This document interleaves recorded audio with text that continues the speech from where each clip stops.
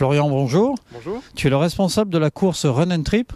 C'est un nouveau concept. Est-ce que tu peux nous en parler? The Run Trip, c'est un nouvel événement, une course qui mêle relais, road trip et running entre amis.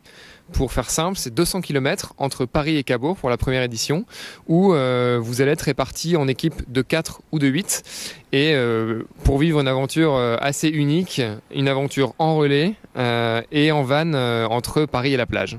En fait, sur les 200 km, vous n'allez jamais courir plus d'une certaine distance. Les coureurs vont se relayer sur toute la durée du parcours. Donc si je prends l'exemple de la course à 8, la formule qu'on appelle classique, les coureurs vont en tout courir entre 25 et 45 km, en moyenne 25 km, en 3 ou 4 fois. Donc, ça veut dire... ce sont les coureurs qui décident eux-mêmes de la distance qu'ils vont faire, ou alors vous imposez des relais avec des checkpoints?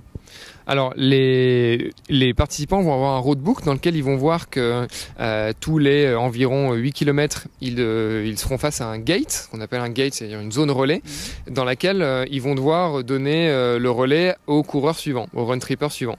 En revanche, ce que pourront faire les run trippers, c'est se répartir entre eux les relais. Les relais seront de niveau, donc c'est-à-dire de longueur ou de dénivelé variés, ce qui fait qu'ils vont pouvoir se répartir les segments selon leur niveau respectif.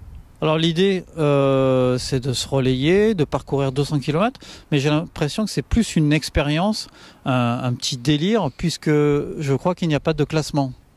Oui, effectivement, le mot expérience est vraiment le bon. On peut parler d'aventure aussi. C'est vraiment une expérience ouverte à tous, quel que soit son niveau.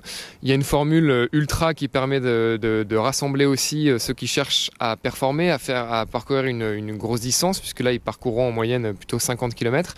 En revanche, sur la Formule A8, c'est très accessible. On peut courir 15 km en 3 fois.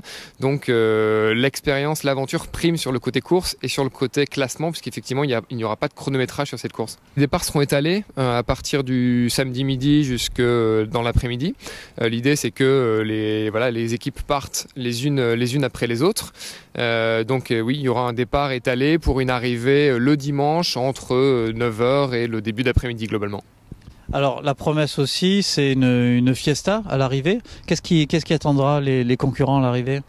Alors la première promesse qu'attendent les concurrents, c'est une arrivée à la plage. L'arrivée à Cabourg, elle se fait vraiment sur le bord de mer, et ils vont être attendus et accueillis par un village arrivé dans lequel ils auront un grand barbecue d'arrivée qu'on leur aura organisé, et un certain nombre d'animations, des animations de plage qu'ils pourront faire. Et l'idée, c'est qu'ils puissent, après ces 24 heures d'effort, se détendre, se délasser et profiter d'un bon moment entre potes à Cabourg. Oui. La date? 8 et 9 juillet 2017, donc c'est un samedi et un dimanche.